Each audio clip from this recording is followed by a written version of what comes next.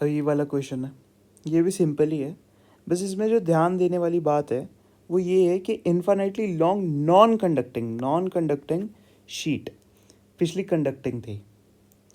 और ये बहुत कंफ्यूजिंग होता है कि जो कंडक्टिंग की वजह से इलेक्ट्रिक फील्ड आती है, फिर से कंडक्टिंग की वजह से अभी बताया था पीछे कि सिग्मा बाय एप्सिलॉन नॉट आती है शीट की वजह से, और जो नॉन कंडक्टिंग की वजह से आती है उसे हम sigma by two epsilon not ही लिखते हैं। अगर तुम चाहते हो ना, मैं इसका एक शीट बना दूंगा, इसकी पूरा एक लिख के ही दे दूंगा ताकि कन्फ्यूजन ना हो नॉन कंडक्टिंग की वजह से, ठीक है। आखिरी में लिखा हुआ मिल जाएगा वो, इसी सेशन के आखिरी में, ठीक है। तो ये नॉन कंडक्टिंग की वजह से आता है, यही रिजल्ट मैं इसमें यूज़ करूँगा। क्या दे रखा है कि एक स्मॉल बॉब of mass इतने and charge इतने is connected to an insulating string of length 1 meter. It is brought near to an infinitely long non-conducting sheet of charge density sigma as shown in figure. If string subtends an angle of 45 degree, the sheet at equilibrium, the charge density of sigma of sheet will be.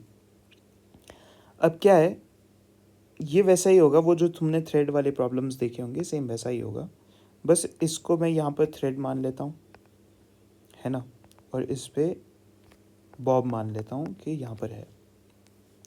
अब sheet का कोई role नहीं है, बस इसकी वजह से एक इलेक्ट्रिक फील्ड आ रहा होगा, ठीक है, और इसका क्यू मास है और ये 45 डिग्री पर आ रहा होगा।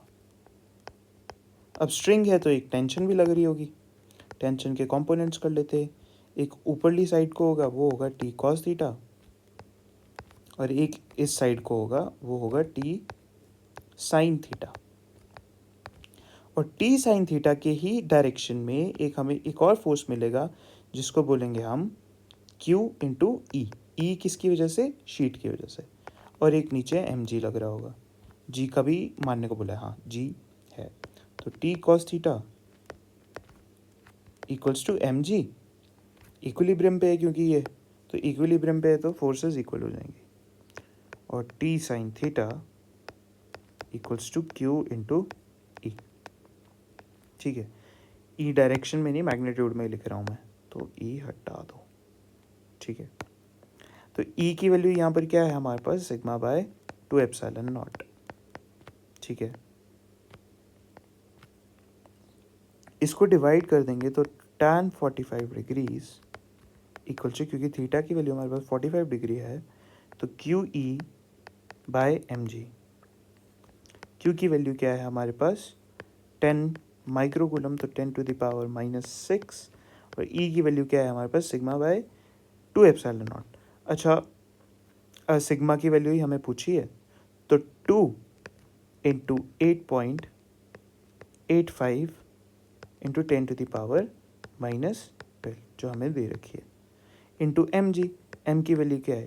10 मिलीग्राम, तो 100 milligram, sorry 10 to the power -3 grams के जी में बदलने के लिए।